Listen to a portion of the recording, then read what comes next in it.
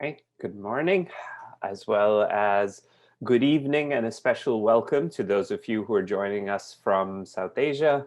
I hope you're all in good health in these most unusual of times. My name is Jatin Dua, and I'm an associate professor of anthropology here at the University of Michigan and director for the Center for South Asian Studies. I'm delighted to welcome you all to this special event, Engaging Anti-Caste Praxis Across Languages, a workshop for writers, translators, publishers, and their readers. This event was conceived of as focused on reading translated work critically and as a way of engaging readers in multiple languages, with our students central to the planning and intellectual agenda of the themes of the workshop. As we begin this conversation, I'm also aware of a constant but nonetheless renewed timeliness to the themes of this workshop. In a global moment of reckoning with questions of racism and anti-Blackness, caste and translation seem to appear with great urgency here in the United States in projects of anti-racism and ways of thinking about connections and disjunctures across space and time. That we're gathered here on Zoom is testament to another kind of timeliness and the challenges and perhaps new possibilities afforded by our current predicament. Originally planned as an in-depth in-person event, this workshop has been thoroughly reimagined as an online event, bringing together multiple speakers and participants across the globe, particularly in India. And I want to acknowledge and thank a few people who have tirelessly been working to handle the logistics of this multi-day, multi-continent spanning workshop. I'd like to thank the program staff at the Center for South Asian Studies, particularly Clemence Begi and Shivalika Kohli, for their logistical assistance. This event is made possible through our Department of Education Title VI grant. The Language Resource Center at the University of Michigan have also partnered with us to make this event possible. Finally, I want to thank our conference organizers, Sharmili Zadhav, Swarnim Khare, and Christy Merrill for all their work in putting this together.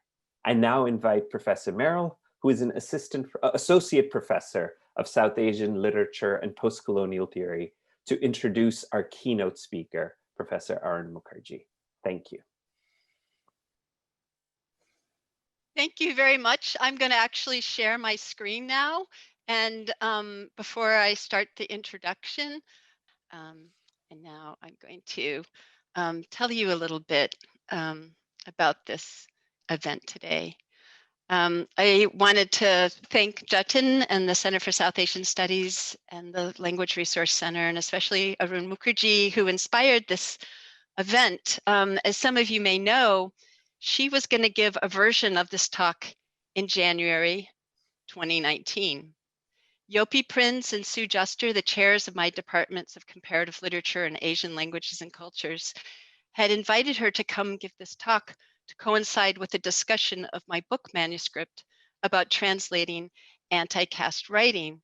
And when I was asked secondhand if any of the topics on the list she shared with Yopi and Sue seemed interesting to me, I jumped at the chance to hear her say more about comparing the two editions of Joothan.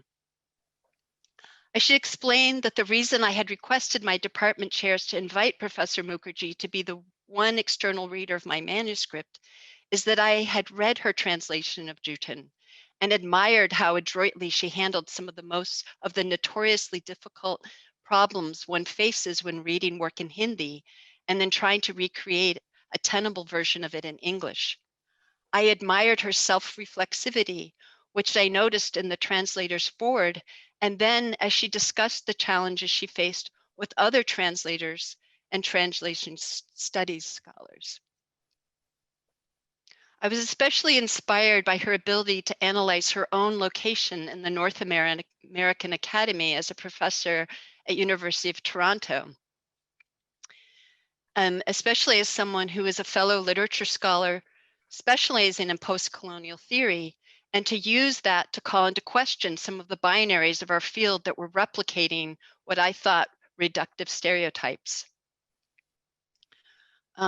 She writes, as you can all see on the screen, My journey to the point of becoming a translator of Joothan is the journey of coming into consciousness about the unjust social order and my place in it. Once I became very aware of questions about voice and agency, I became very uncomfortable teaching post-colonial writers from South Asia because they are high caste and high class writers being read as the marginalized or subalterns. And I want to draw your attention to the quotation marks, as she will once again in this talk, I believe, because they're very important to be thinking about post-colonial in quotation marks. She promised to say more about that work in her talk, but as it happened, the dates coincided with the polar vortex of winter 2019, nearly 2 years ago, and at that time felt like one of those historic days the University of Michigan closed entirely. So I hope you'll notice canceled. And some of my students will also know they've been looking at this this previous poster and analyzing it for what our expectations are. Much to everyone's surprise and delight, Arun braved the frigid temperatures, flew from Toronto to Toronto Airport a day late in time to participate in a workshop that was extremely helpful to me personally. I had already arranged to go to dinner with her, along with 2 graduate students interested in these issues, Shamali Zadav in comparative literature and Swarnam Kare in Asian languages and cultures. As we sat together at dinner, it was very cold outside and very warm inside.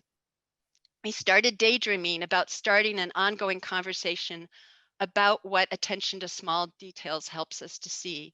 We imagined bringing together translators and scholars with authors, publishers, and student readers working across languages to talk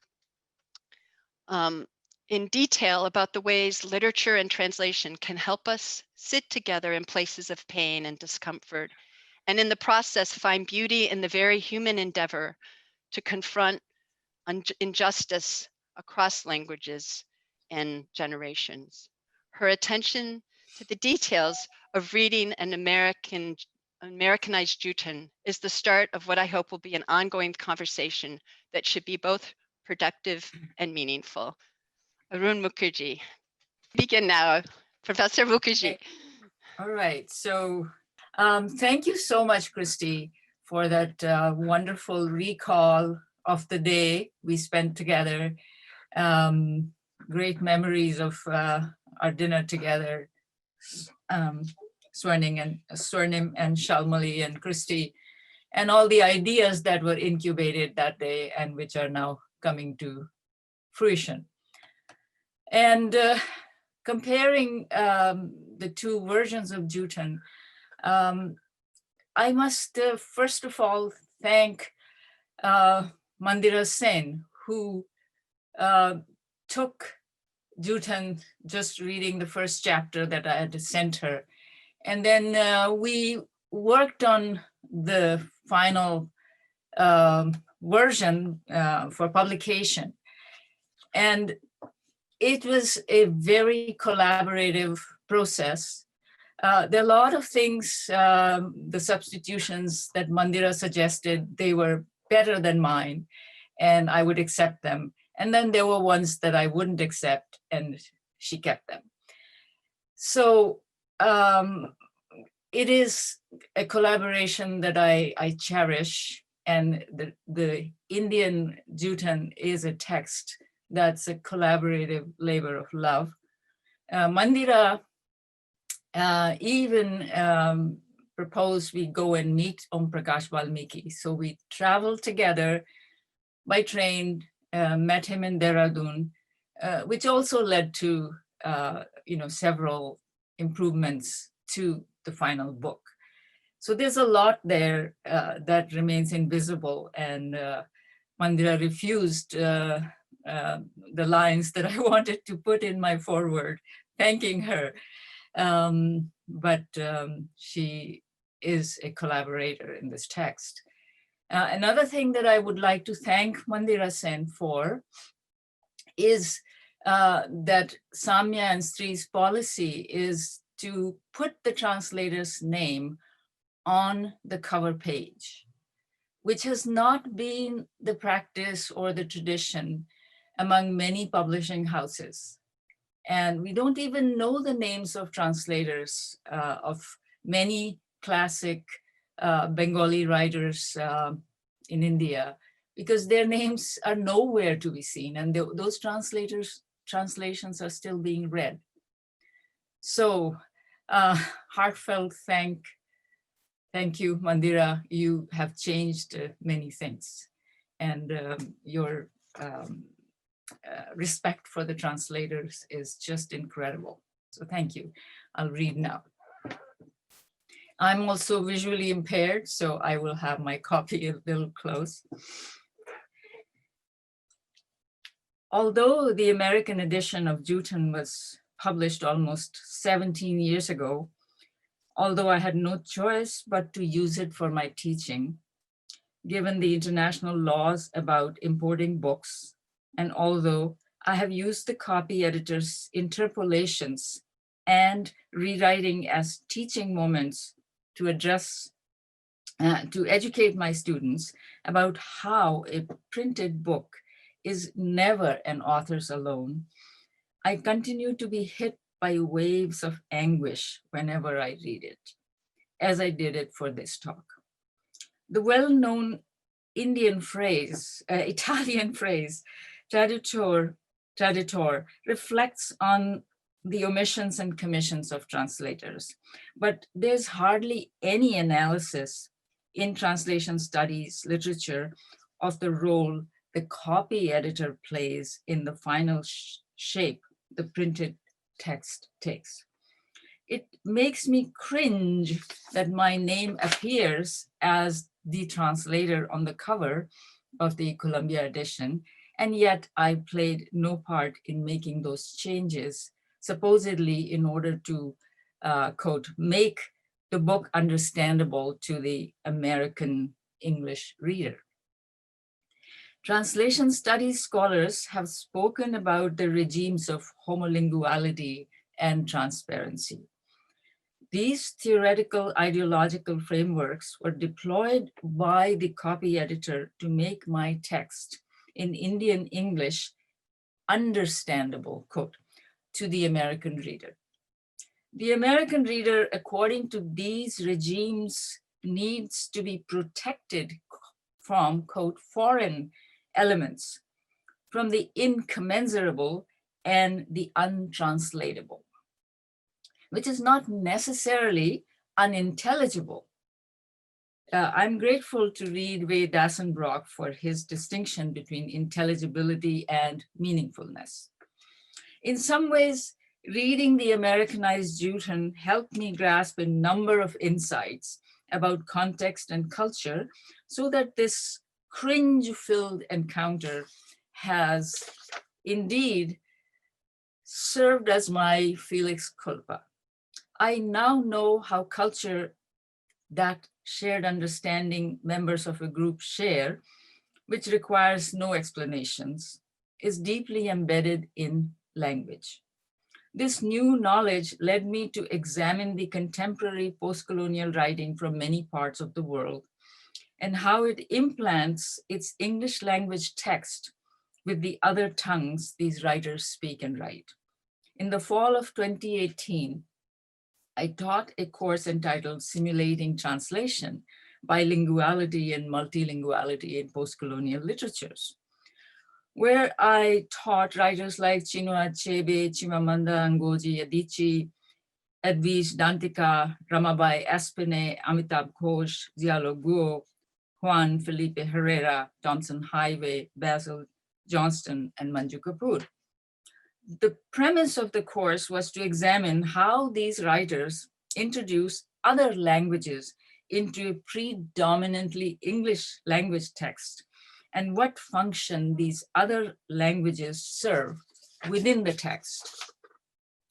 The main insights I and my students, and some of them are here, developed were that those other languages did not create barriers to intelligibility, that the reader who did not know these other languages could easily grasp the meaning from the context surrounding the untranslated words and phrases, at times complete sentences, and finally that, quote, pure English would not have communicated the same meaning that this multilingualized English did.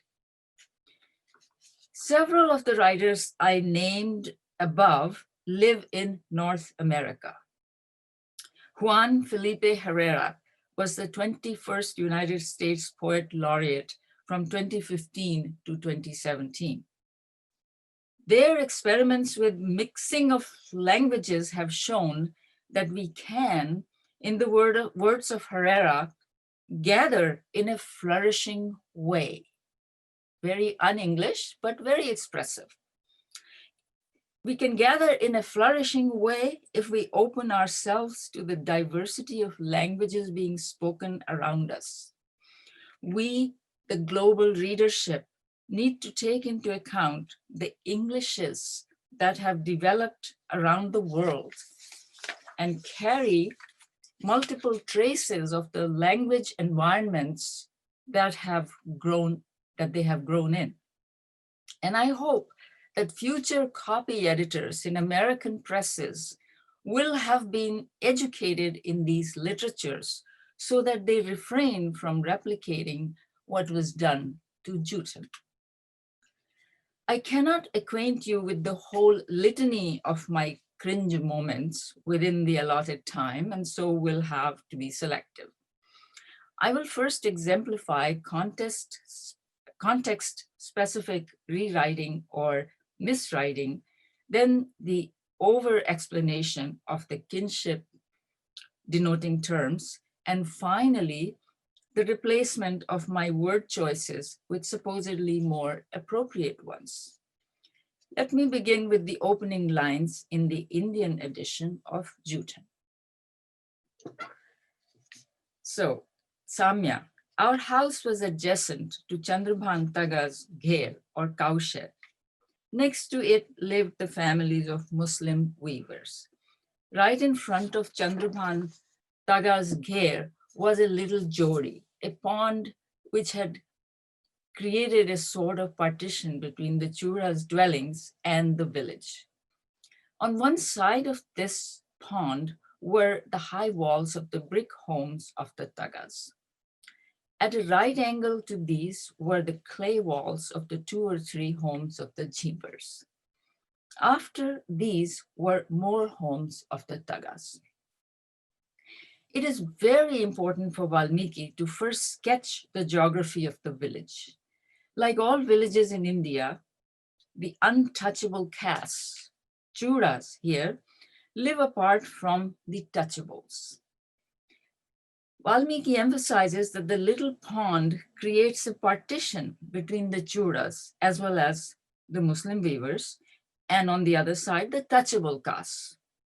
This geography is the first casualty in the Americanized Joothan, and I read the Columbia.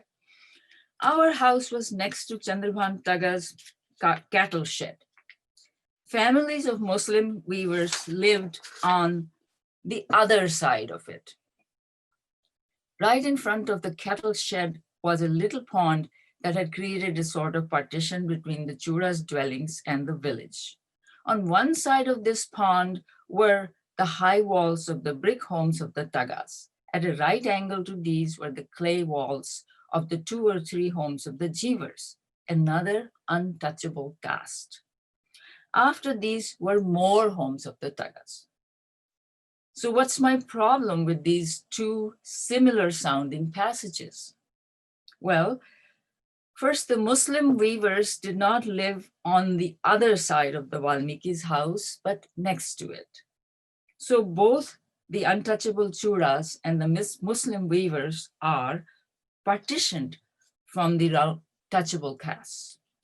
The second, more egregious error is the copy editor's addition about the Jeevers. No, they're not another untouchable caste. If they were, then they could not have lived beside the Tagas. This mistake about the Jeevers is later repeated on page 3, where Valmiki is describing two of his classmates, Ram Singh and Sukhan Singh. Is there another slide, or just read it? Ram Singh and just read it. Yeah, thank you.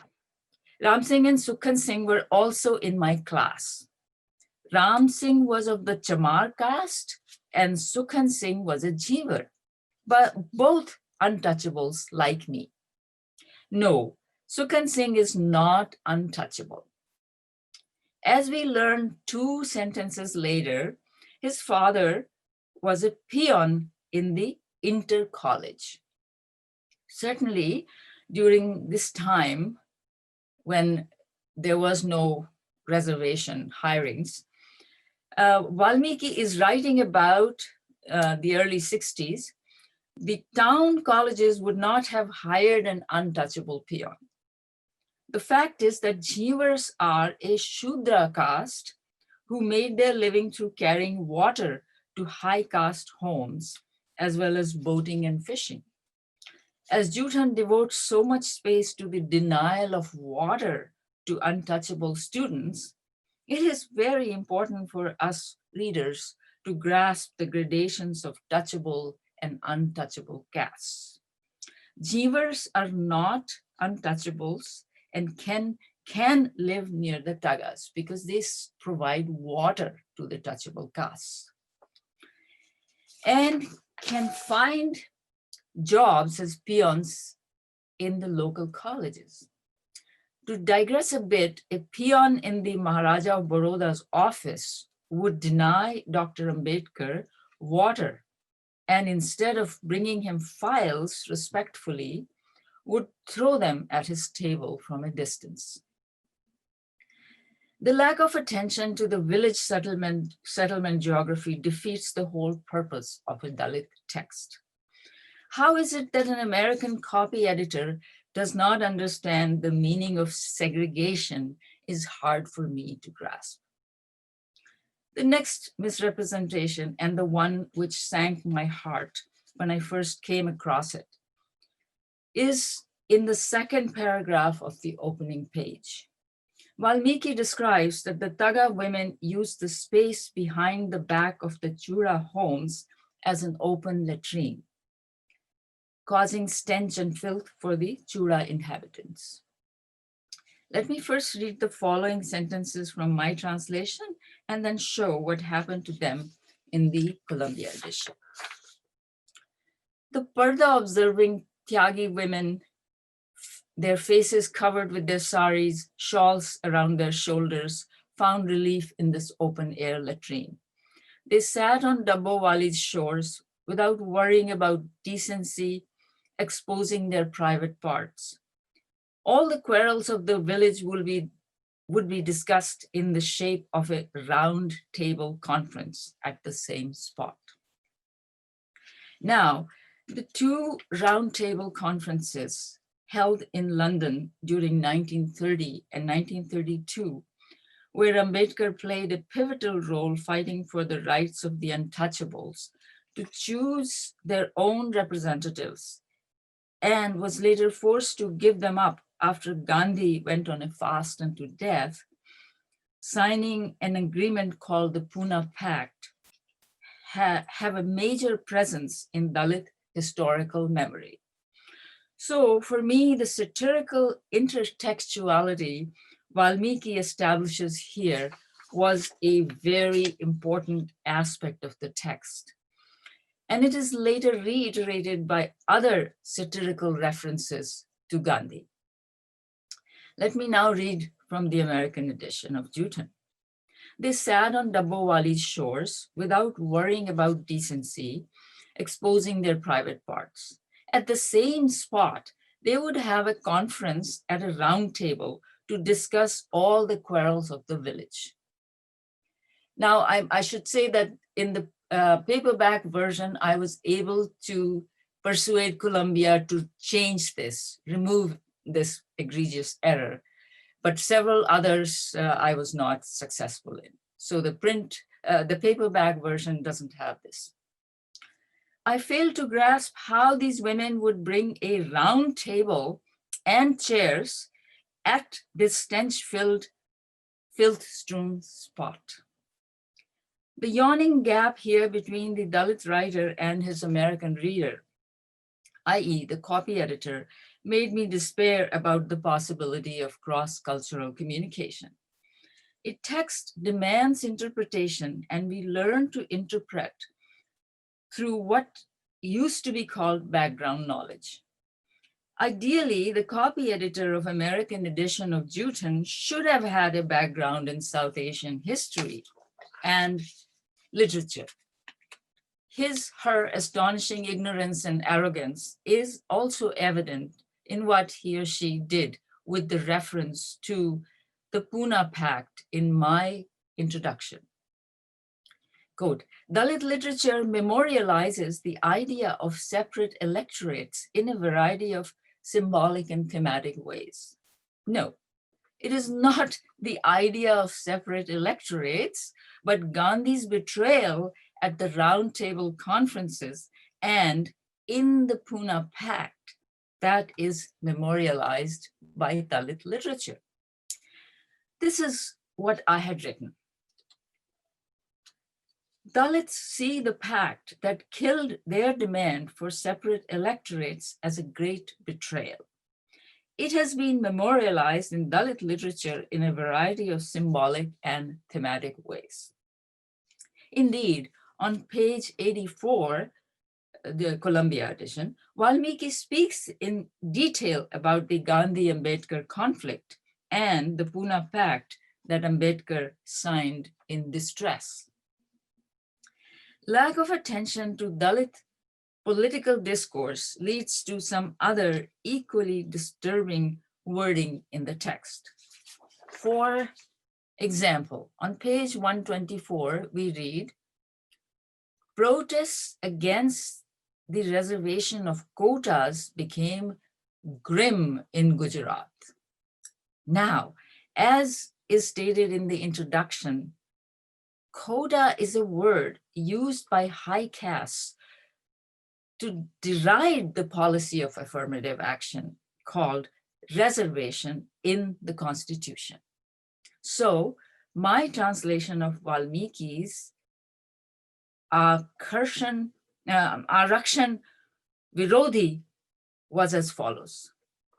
Anti-reservation protests had taken a very grim shape in Gujarat. Now, I would like to register my discontent about what happened to the kinship terms in the Americanized Joothan.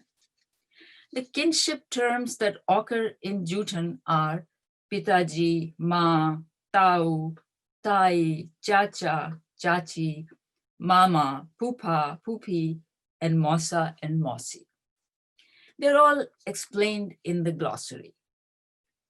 So why does the text repeatedly use our mother's brother for mama, our sister-in-law for bhabi, son of my mother's brother for cousin, the husband of my mother's brother for mosa? Kinship, perhaps not as finally defined as in India, is one of the few universal experiences that all human societies understand. In the so-called American reader for whose convenience these substitution terms have been used, so short of memory and or basic common sense that she or he cannot recall the word used a few sentences or pages earlier? So let me look at one or two examples of these substitutions. In the Indian edition, we have, behind me was Surjan Singh, who was my mama's son. In the American edition, it is changed to, behind me was Surjan Singh, who was the son of my mother's brother. And this is not the first time that mama is called my mother's brother. The same expression is used on page 32, page 40, and page 43, and other times. One would hope that by page 55, the American reader would be able to recall that mama means mother's brother. Oh no. Can't take a chance with that mentally challenged American reader. So on page 77, we have, my older brother Jasbir was staying with our mother's brother, whom we called mama. And then on page 117, we again read, I found out after coming home that my mother's brother was behind this match. I wish to say that these cold, distancing, ethnographic expressions dehumanize family bonds. They suggest that the person referred to has no direct connection to Valmiki. I could have lived with something like my maternal uncle, but find our mother's brother unbearable. I will now turn to the politics of inverted commas. In the author's preface of the Indian edition, Valmiki writes, quote, to those who say that these things don't happen here, I beg to submit, only he or she who has suffered this anguish knows its sting. In the American edition, the inverted commas are removed.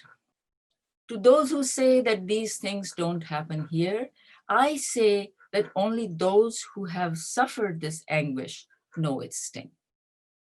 I suggest that removing the inverted commas makes the statement Valmiki's paraphrase, whereas he's quoting people who say all the time, these things don't happen here, denying the truth of Valmiki's writing. And here I would add, I had said, I beg to submit, because Valmiki, satirically says, those who know Hindi, mera nivedan hai. So that is taken out when the translator, the copy editor just says, I say. Another example of the removal of quotation marks and substitution of the word used occurs in the translator's foreword. I had written, it brought to surface as a scalpel penetrating deep into the flesh the details of my childhood and adolescence in a small town in northern India, where casteism and untouchability were, quote, normal, where untouchables cleaned our latrines and carried away the excrement on their heads. The American edition substitutes the inverted comma normal with accepted without inverted commas.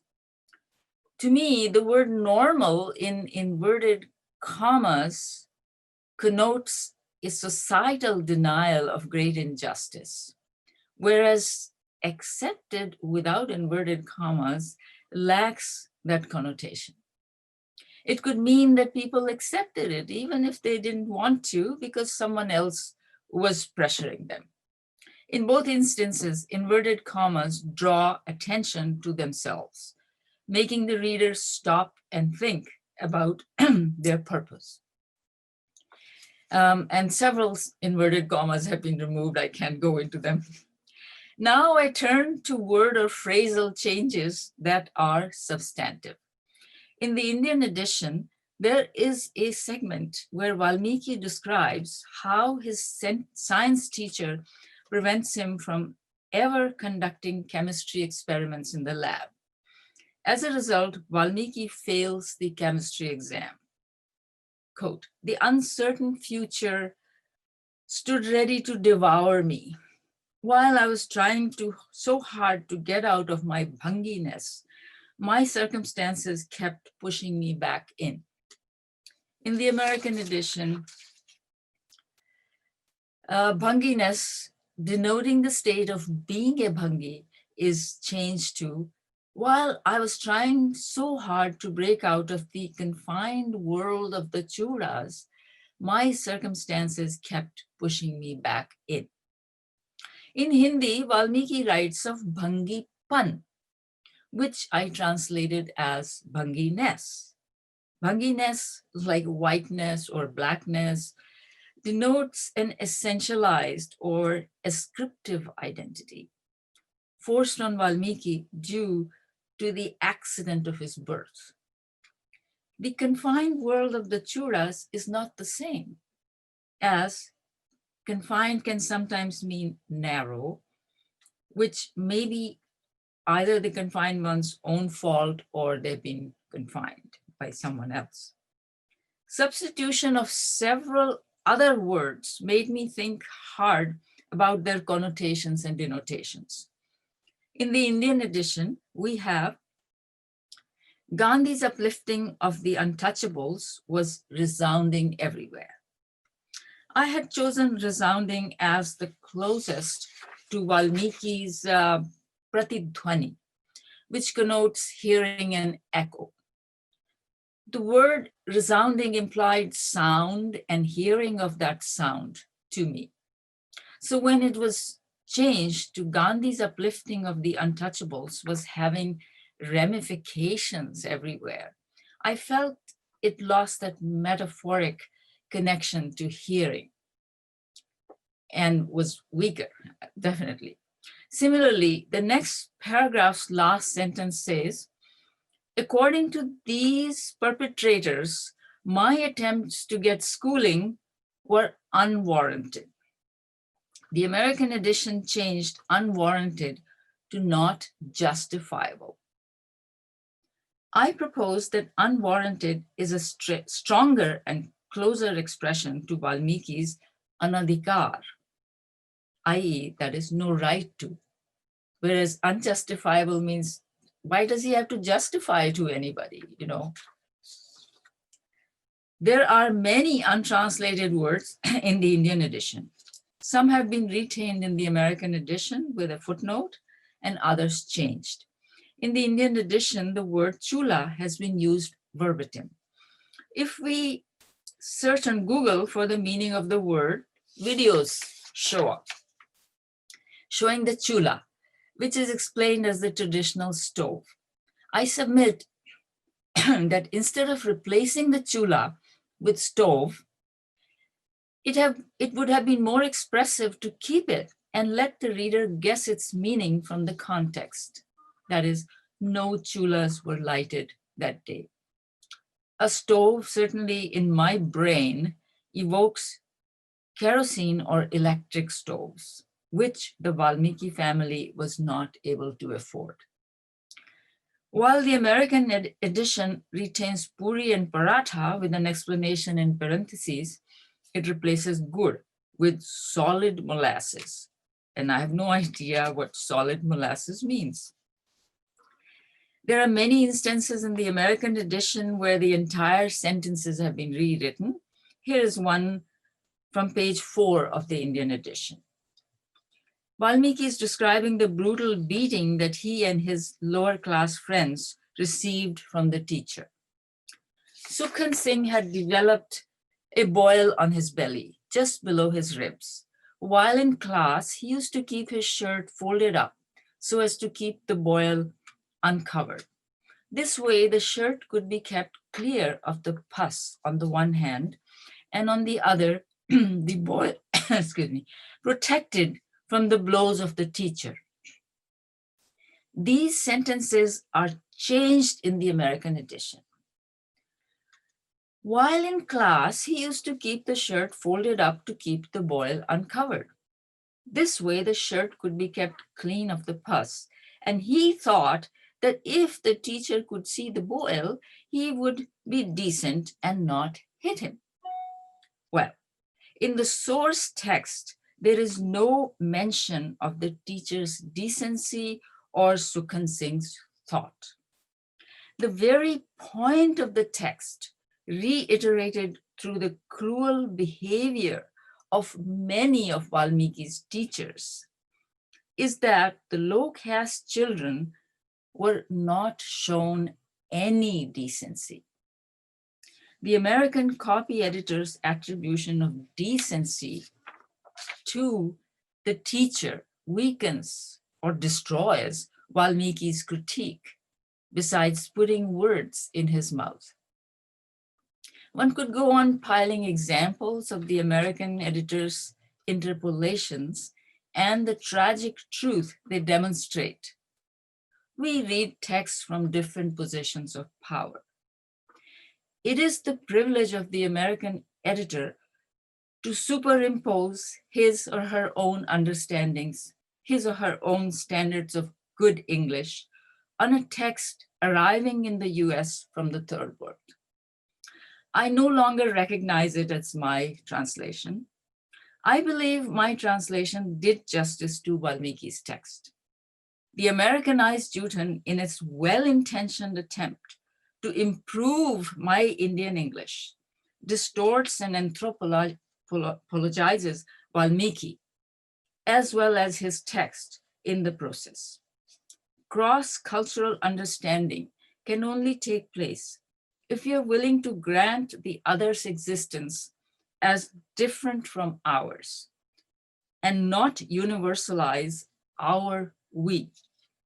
If we instead subsume the other to our understanding, our worldview, then we have indulged in an act of cultural imperialism. Thank you. Thank you so much for that fine talk. At last, we got to hear it, and we all get to ask you some questions. We see we have 73 participants besides those of us here. And so we invite questions. You can write them in the Q&A, and my co-organizer Shamli Zadav and Swarnam Kare will be reading them out loud to Professor Mukherjee. And it looks like we might have some questions already. We have 15 minutes, by the way, so. 15? 15, you Okay. were perfect. Okay. Thank you, Professor Mukherjee. If I could direct a question your way. This is Arun Mukherjee, and I'm going to read out his question for you. I have worked with both Indian and American fiction editors, but I am not at all surprised by these inaccuracies. Often writers are forced to accept these choices or let go of the opportunity of publication. However, things are changing. Could you tell us what the Columbia University Press copy editor provided as a defense, apart from making it intelligible for an American audience? And the second question is, some of these errors are factually incorrect, such as some casts tagged as untouchable are not. What was their defense? I hope I heard you correctly because the voice was a little muffled. So Americans don't provide defense for their actions, and no defense has been provided to me, definitely. There was a point in our, when, Mandira and I were very upset, and the point was, do we go ahead with the publication or not? And that was a very difficult decision because Valmiki himself was so keen, to have an American edition. It was a great honor as far as he was concerned. And two high caste women couldn't just say, no, this is a very damaged product, we won't do it. So, it's a very delicate situation, very complicated. And it happened. So the second question, I think you said the factually incorrect things, right? Yes. Yes. Yeah, and when the paperback edition was coming out, I was approached, whether I wanted to have some changes incorporated, and I made a long list and I submitted it, but you know, I guess it's hard to do all that work for the press or whatever. So only the first page, you know, that roundtable conference was corrected. The others were not. Thank you. Thank you so much for the response. We have a second remark which invites you to comment, Professor Mukherjee. So I'm going to read it out loud. This is from Theospirus. It seems that the competitive pressures of the textbook market is forcing publishers to minimize the cost of hiring competent and better paying translators. Please comment.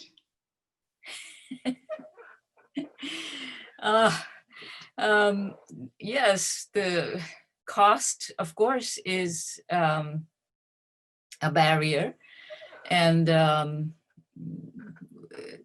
you know, producing textbooks, and I don't know what the margins are.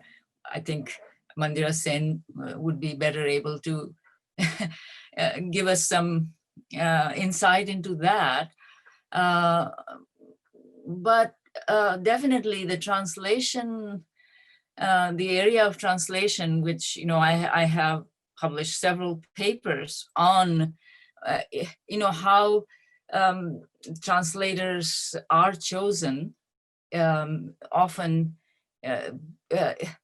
you know, it is a lot of the translations we come across, whether they are, you know, non-Indian or Indian, the barriers, you know, of not understanding, if I only talk about Dalit literature, the Dalit life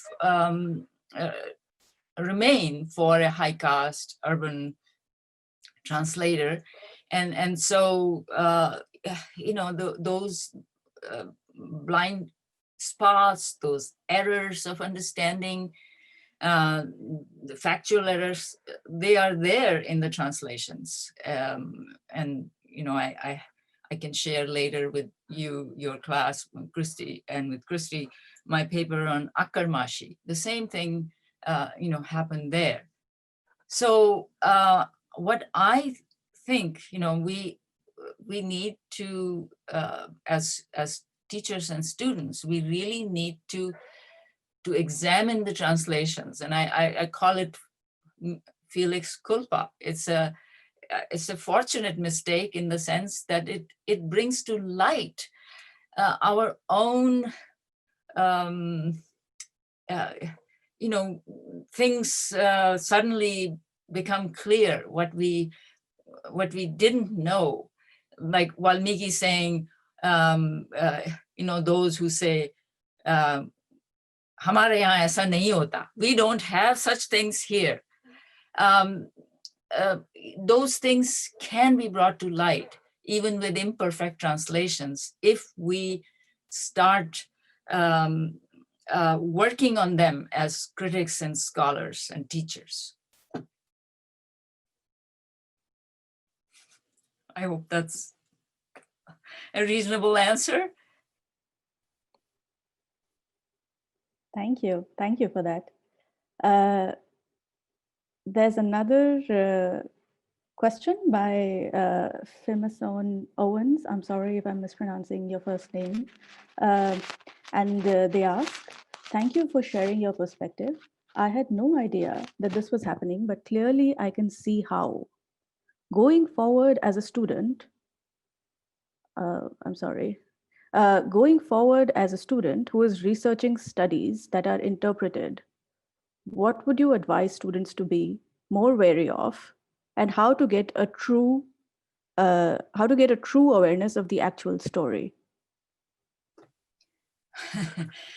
Okay, I guess no easy answers.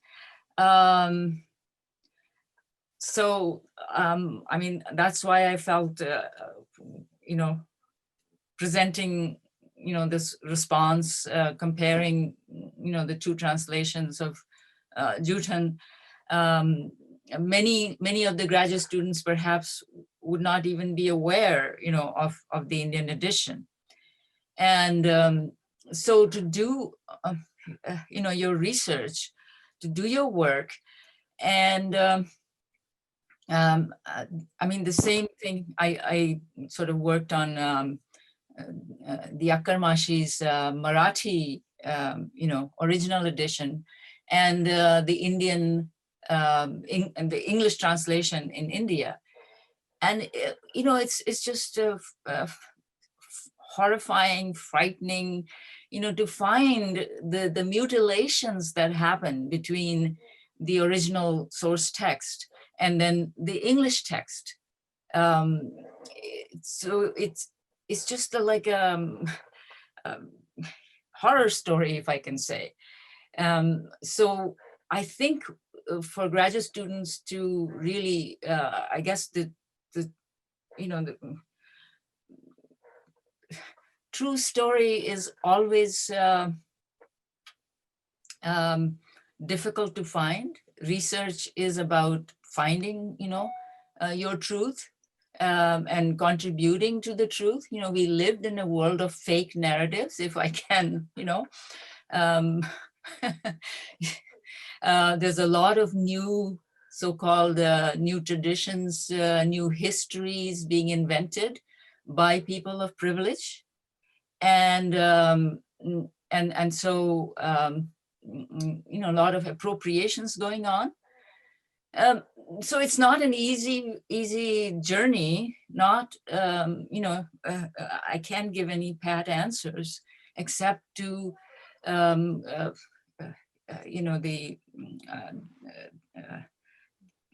think it is Ricoeur's phrase, hermeneutics of suspicion, to always apply hermeneutics of suspicion, and to always be open, to learning more as you go along. And, as I have said, I was fortunate that I was able to work with Valmiki-ji, and Mandira was such a wonderful publisher. She did, so much that publishers don't usually do, like traveling with me and meeting Valmiki, and then Valmiki reading our final, typescript before it got published. And, he, for example, I had said something like the teachers' quarters, and quarters was the word used in, in the Indian English for university quarters, school quarters and all. And Valmiki said, that's not the word. So, we changed it because for him, it had a very different ring, So, it's a complicated, complex process, and we are always learning. And the hermeneutics of suspicion is what we will, if we keep our minds open and learn as we go along, not claim mastery. Thank you. I noticed we're all writing that down to go reread Ricoeur. I think we have time for one more question. Shamali, if you could pick, we have several very good questions. We have several very good questions, and I'm going to try to bring them together as much as I can. One question from Kim Gulag Game asked what Valmiki's reaction was if you had the chance to talk to him. So what was Valmiki's reactions to the massacres, as you said, in the American edition? And what did Valmiki think about it? And a question from Diana Kim, who asked us what you think the cultural assumptions of the American copy editor may have been in this rendering. And do you think perhaps that he or she was tacitly comparing untouchability to African-American and racial discrimination in the US? And if you could speak a little bit to the viability of this type of comparison and its politics. There's several questions there. I may have missed a few. So, Valmiki did not read the American version. I think he was just happy with the book. Here it's out. He was getting, congratulations, and and so on and so forth. And he didn't have to read it. The book was out. He read the typescript of the Indian edition, and that was it. And I certainly didn't tell him, what had happened. What were the cultural assumptions that were being made by the American copy editor, when these choices were made?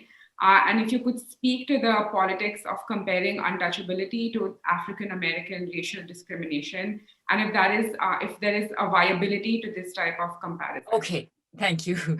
So the cultural assumptions, that's what I said, the position of power. My assumption is that this person didn't have any understanding, any background in South Asian history or culture or literature. There's just so many places in the text where I can point out. And one of the other quotations that we may look in the breakout rooms. So the American editor thinks there are desks and chairs in the classroom in the village, whereas Valmiki was talking about not being allowed to sit on the mat on the floor. So she replaces that village classroom. So the assumptions are all over, like Ambedkar in the Hindi text, Valmiki always refers to him as Dr. Ambedkar, right? And no Dalit writer, I think, would use just Ambedkar. There's, that reverence. And so did the Indian, Joothan. But in the American text, it's just Ambedkar. So, the assumptions, all kinds of assumptions, I've taught American students, Canadian students, and, yes, assumptions would be there, but that's why it's important for the editor to be, the qualifications should have been, okay, this is a South Asian text. Let's have somebody with a degree in South Asian studies, right? So that's one thing. The other is about the comparisons with the American, African American situation. It's an interesting question because in Akkar Mashi, for example, Limbale's foreword, he talks about, he says, the African Americans I feel like they're like my brothers and sisters, because they also were born out of miscegenation and rape. The English translation of Akkar Mashi in India removed all of those references. And like the 4-page foreword was truncated to 2 paragraphs, removing all sorts of things. So many Dalit writers have seen a sort of relationship and affiliation in Saidian terms with the African American situation, like Dalit Panthers, for example. Panthers was, they borrowed the word from Black Panthers. So there can be productive comparisons. And I guess there's a new book out, I think Frances Wilkerson, I forget her name, but she suggests, I haven't seen the book yet, that caste can be a lens through which to study the US situation.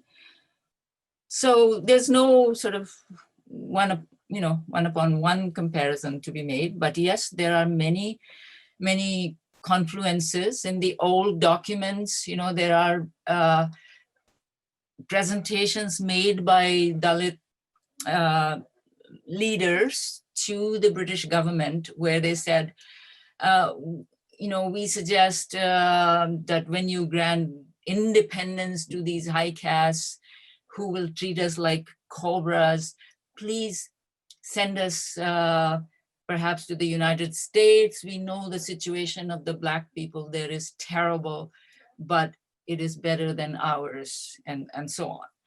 So it's a long history of, comparing, and Ambedkar himself and what Gandhi and Untouchables have done, what Gandhi and the Congress have done to the Untouchables.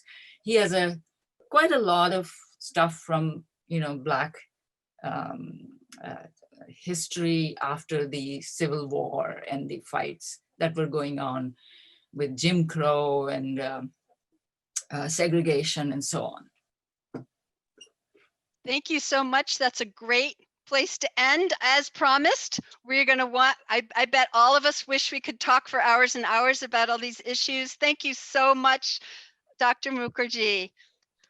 Thank you, Christy, for organizing this. It's been great to participate.